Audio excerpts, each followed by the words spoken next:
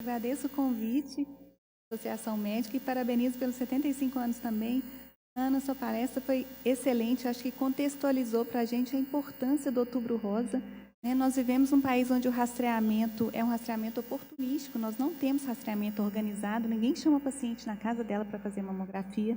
Então, levar essa informação para as nossas pacientes, sabendo que na nossa realidade tão pouca gente vem fazer a mamografia, mesmo que ela esteja disponível, esses dados contextualizam para a gente a importância desse evento, a importância de nós médicos, independente da especialidade, encarar o câncer de mama como atenção básica à saúde.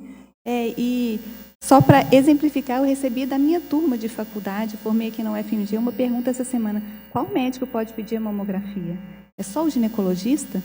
Não, aqui no SUS, em Belo Horizonte, até enfermeira pode pedir a mamografia. Então, faz parte, como a Ana Maria colocou, de perguntar para a paciente se você fez sua mamografia esse ano. É o câncer que mais mata mulheres no Brasil. Então, falando agora da outra ponta, eu vou falar sobre a mamografia digital e a tomossíntese, que é uma novidade, é uma mamografia plus. Qual que é o benefício dela? Por que ela está aí? A gente sabe que o rastreamento mamográfico ele diminui a mortalidade por câncer de mama em cerca de 40%, mas ele não é de forma igual para todas as mulheres. Então, mesmo tendo um benefício grande, todo método tem suas falhas. A gente sabe por que pensar em um novo método para rastreamento. Porque a mamografia tem uma performance pior para as mamas que têm maior tecido glandular. A mamografia trabalha com um contraste natural entre as estruturas. Você precisa ter uma estrutura densa num fundo hipodenso. Então, se o tecido glandular também é denso, o nódulo é denso, então é igual o urso polar na neve, você não vai ver a lesão. Se existir alguma distorção arquitetural, algum abaulamento. Então, a sensibilidade da mamografia cai de 92% para 93% naquelas mamas que são predominantemente gordurosas, para 63% a 64% naquelas mamas que são mais densas. Então, para essa população, é necessário ter um outro método adicional, porque nós estamos perdendo o tumor. Então, mesmo que ela venha fazer a lesão, ela pode ser que não seja vista. Venha fazer mamografia, perdão. Então, onde nós falhamos mais? O benefício da mamografia em 41% da mortalidade é nesse grupo aqui de mulheres. E para esse grupo de mulheres com mamas mais densas, a redução da mortalidade é cerca de 13%. Isso representa cerca de 10% das mulheres, 10% das mulheres, 40% das mulheres. Então, quer dizer que em metade das mulheres eu vou ter uma redução da mortalidade pior, porque a performance da mamografia é pior. Além disso, quando nós fazemos a mamografia, existem imagens que deixam dúvidas. A gente transforma uma estrutura tridimensional num filme 2D. Então, se existe sobreposição de densidade, às vezes a gente não consegue saber se aquilo é só porque sobrepôs uma área densa sobre uma área densa ou se existe realmente uma lesão.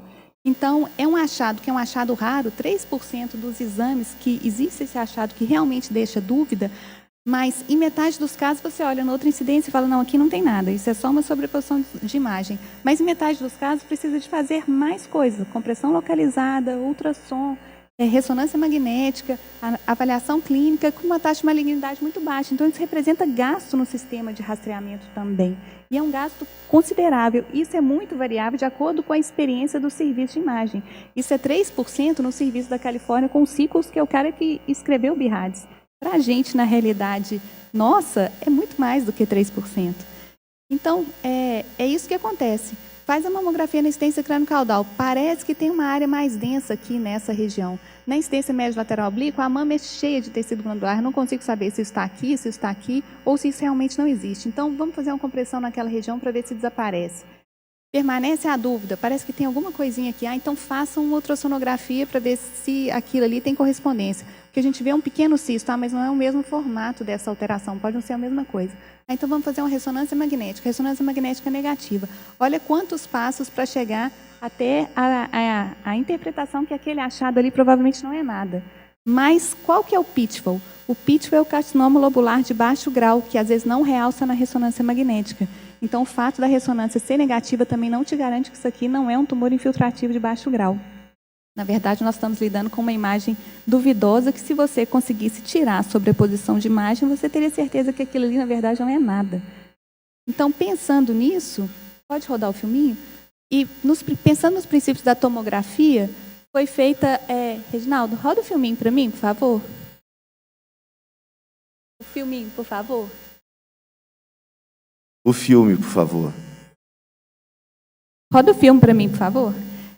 Pensando nos princípios da tomografia, em que o tubo de raio-x se movimenta e forma os cortes, foi feita a tomossíntese no final da década de 90 e início dos anos 2000, em que são feitos vários cortes da mama e depois uma reconstrução desses cortes.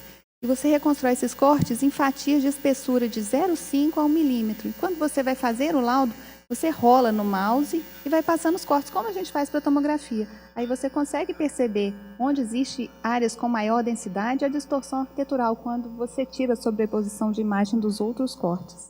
Então, aqui para mostrar na prática, esse é um caso real. Pode rodar o filminho aqui da segunda imagem, Reginaldo, por favor, para mim. Pode rodar o filminho aqui. Essa aqui é uma imagem de uma mamografia que a gente vê uma distorção arquitetural aqui na metade lateral da mama. Na imagem da tomossíntese, roda o filminho para mim, por favor. Na imagem da tomossíntese, prestem atenção nessa metade lateral da mama. Ele está passando os cortes no filmezinho. A gente percebe com muito mais nitidez a distorção arquitetural nessa região. Então, a tomossíntese, além de reduzir as reconvocações, porque ela retira aquela dúvida da sobreposição das estruturas, ela aumenta a acurácia diagnóstica. E tem várias séries mostrando isso. Essa aqui são imagens de mamografia digital, isso aqui são imagens de tomossíntese da mesma paciente. A gente vê que na mamografia digital existe uma densidade, mas na tomossíntese você vê melhor o contorno das estruturas e a espiculação em todas essas pacientes. Essa aqui é bem nítida, na verdade ela quase não era vista, essa distorção arquitetural, e na tomossíntese a imagem grita aos olhos. Então a gente pensa que vai fazer vários cortes com emissão de radiação, que é de dose menor, mas várias vezes em cima da mesma mama. Isso aumenta muito a dose de radiação? Foi a primeira preocupação acerca da tomossíntese. Primeiro a gente tem que contextualizar e saber qual que é a dose de radiação que a mamografia realmente oferece para paciente realizada em 4 incidências.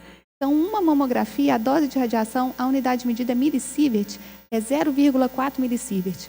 Comparando com todos os exames que a gente faz em radiologia, uma TC de abdômen pélvico são 10 milisievert. Então, se a gente comparar com a radiação ambiente, só pelo fato de a gente existir na natureza em qualquer lugar do planeta, a nossa dose de radiação cósmica por ano é em torno de 4 milisievert. Então, uma mamografia é 0,4. Então, é uma dose muito pequena. E a tomossíntese aumenta, sim, aumenta cerca de 30% a dose de radiação, que é uma dose pequena. Se a gente comparar com a mamografia que a gente faz no Brasil, que não é uma mamografia digital, na grande maioria dos serviços é a mamografia analógica, a gente já tem uma dose de 4 miligramas. Miligramas e milisievert é a mesma coisa, a diferença é aqui, um na pele e outro na fonte emissora. A mamografia digital com 3, a mamografia analógica com 4, o mamógrafo CR, que é o digitalizado, que a gente ainda tem muito aqui em Belo Horizonte, 4,69, a mamografia com contraste, que é uma outra novidade que está vindo por aí, que você faz 2 aquisições, uma com baixa energia e uma outra com alta energia, aumenta 43% da dose em relação a essa de 3 miligramas, dá 4,29 miligramas, e a tomossíntese? A tomossíntese ela pode ser feita fazendo a mamografia digital e acrescentando os cortes, ou ainda, para a gente acostumar com essa imagem, eu vou mostrar para vocês, fazendo só os cortes da tomossíntese e reconstruindo as imagens por computador, como se fosse um MIP da ressonância. Então, quando a gente faz a mamografia digital e acrescenta os cortes da tomossíntese nas 2 incidências, a gente aumenta a quantidade de radiação em 2 a 2,5 vezes a mamografia digital. Se você faz só tomossíntese, como eu já falei antes, a dose de radiação é 30% a mais do que a de uma mamografia digital normal. Então, alguns trials mais recentes, o trial de Malmo de 2019, que fez rastreamento com um número grande de mulheres, resolveu fazer só em uma incidência. Então, já que é um método seccional, por que não fazer só a incidência média lateral oblíqua? Não é um método 3D, você não consegue reconstruir para incidência crânio-caudal, em coronal, mas a sensibilidade e a especificidade é a mesma de você fazer a tomossíntese nas 2 incidências com uma redução da dose de 45%. Então, eu acho que isso aqui é o que está por vir, a gente fazer a tomossíntese em uma incidência só. Então, qual que é a diferença da imagem? Essa é uma mamografia adquirida digital, esse é um corte da tomossíntese e essa é a somatória dos cortes de tomossíntese, que é a mamografia sintetizada. A qualidade da imagem é muito semelhante à da mamografia digital, né? Tem realmente a mesma performance nos testes de sensibilidade que a gente faz no mamógrafo todo dia. Se você colocar o Phantom que nós testamos para ver a qualidade diagnóstica dos mamógrafos pelo menos uma vez por mês, o Phantom, na mamografia digital, a gente tem um número de calcificações e um número de lesões de baixa densidade, os nódulos e as lesões de baixa densidade, para comparar, para ver se aquele mamógrafo está detectando tudo mesmo que aquela paciente tem. Então, comparando o Phantom na mamografia digital e na sintetizada, o que a gente vê? Aqueles voxels, o algoritmo de reconstrução, ele tende a preencher os voxels com um sinal maior, para ele tentar dar mais informação. Então, se você tem calcificação e ele detecta que ali tem uma imagem densa, ele vai exagerar aquele sinal. Então, as calcificações mais grosseiras, elas vão ficar mais visíveis, ao passo que as lesões mais tênues, elas tendem a ficar menos visíveis. É isso aqui que a gente vê na prática. As imagens mais densas, como os nódulos densos e as especulações, elas vão saltar mais aos olhos na imagem sintetizada do que na imagem digital. E as calcificações mais grosseiras, do mesmo jeito, elas tendem a saltar, é a mesma paciente, essa feita no mamógrafo digital e essa feita na tomossíntese e a reconstrução sintetizada das imagens. A gente vê que a calcificação aqui na reconstrução sintetizada, ela é bem mais visível, ela salta aos olhos, fica mais grosseira, ao passo que as calcificações finas, tênues, as amorfas, as que parecem um talco, elas não são visíveis na sintetizada. Então, qual é o medo? Carcinoma ductal in situ. As primeiras séries mostraram que a mamografia sintetizada tem uma resolução menor para calcificação e perde o diagnóstico de carcinoma ductal in situ. Mas as séries mais novas têm mostrado que com os novos algoritmos isso não acontece mais. E quem trabalha com tomobiópsia, que é a biópsia guiada por tomossíntese, para procurar calcificação, não tem dificuldade de encontrar calcificações que foram vistas em exames anteriores, que eram exames digitais. Então, eu acho que essa é uma realidade que também está por acabar. E qual que é o benefício de fazer a tomossíntese? Tem inúmeros trials. Eu separei 3 trials. Esse aqui foi um dos primeiros, mais antigos, de 2013, mostrando que se você fizer 1000 exames, você vai achar câncer de mama em 5 mulheres submetidas à mamografia digital. Se você fizer a tomossíntese integrada com a mamografia digital ou a sintetizada, ele misturou os dois no trial, você vai achar 8,1 cânceres, um incremento de detecção de 48%. Esse outro trial, que é o trial de Oslo, que ele teve várias análises interinas e a última que saiu os resultados finais foi em 2019, mostrou que a mamografia digital dá uma taxa de detecção aí de 6,3% a 6,5% e a tomossíntese de 8%, mais ou menos 8,1%, 8%, um aumento de detecção de 32%. E esse aumento de detecção é principalmente de carcinoma invasor de baixo grau. E esse trial de 2019, com mais de 1.500.000 pacientes, ele é bem interessante porque ele mostrou que aumenta a detecção, principalmente de carcinoma invasor, foi uma taxa menor, de 24%, e reduz a complementação, que são aquelas incidências adicionais em torno de 10%, mas esse benefício não é igual para todos os padrões de densidade mamográfica do BIRADS.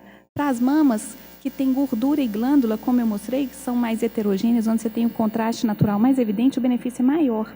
Então, para as mamas com densidades fibroglandulares esparsas e heterogeneamente densas, são aquelas duas que estão no meio do quadrinho que eu mostrei anteriormente, você tem uma redução de reconvocação e aumento de detecção. Para as mamas extremamente densas, que é aquela que a gente queria um método que mostrasse melhor, a tomossíntese não tem esse benefício.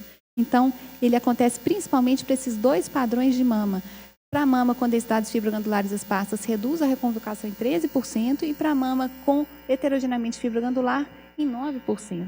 Para a mama densa, não há tanto benefício. E com relação ao custo, todo método novo, toda tecnologia nova tem um custo agregado também de implantação, né? O custo isolado do exame, para a gente só contextualizar e ter uma ideia, uma mamografia particular custa em torno de R$ 180, mais ou menos. Uma tomossíntese custa em torno de R$ 350. É um custo maior se a gente pensar em termos de saúde pública, mas em termos individuais de escolha da paciente, aqui no Brasil nós temos vários tipos de medicina sendo feitas. R$ 350 é um valor que a mulher paga para ir no salão aos fins de semana, às vezes para fazer uma luz no cabelo, né? Então é importante oferecer para ela o direito de escolha de um método capaz de diagnosticar câncer de mama em quase 40% a mais, né? É importante a gente saber essa informação. E levando em consideração a redução da reconvocação e o aumento do diagnóstico, você oferecer a tomossíntese, ela é mais custo-efetiva do que oferecer mamografia e ultrassom. Os países europeus já fazem isso. Eles já estão recomendando a tomossíntese no rastreamento. A questão da sua implantação é o custo de implantação. Nos Estados Unidos, hoje em dia, 80% dos serviços de imagem de mama já são feitos com tomossíntese. 80% deles já tem um aparelho de tomossíntese. E a velocidade de implantação da tomossíntese, em 2011, eram 3,3% de aparelhos de tomossíntese. Em 2017, nós já estamos em 2021, já eram 83% dos aparelhos americanos já eram tomossíntese. E aqui no Brasil, como a Ana mostrou, nossa realidade é muito diferente. Nós temos 70% ainda de mamógrafos analógicos que são anteriores à mamografia digital. Então, a nossa batalha ainda é um pouco maior e mais longa, né? Mesmo conhecendo os novos métodos, sabendo do benefício, fazer eles chegar até as nossas pacientes vai ser um caminho longo. E nos Estados Unidos, em que a medicina funciona um pouco parecida com a nossa, que não é financiada totalmente pelo governo, já tem estudos mostrando a diferença de acesso à tomossíntese e ao diagnóstico de câncer de mama para as pacientes de baixa renda, as pacientes com baixo nível de instrução e as pacientes negras, latino-americanas e asiáticas. Imagina isso aqui no nosso país, né? Era isso. Obrigada pela atenção.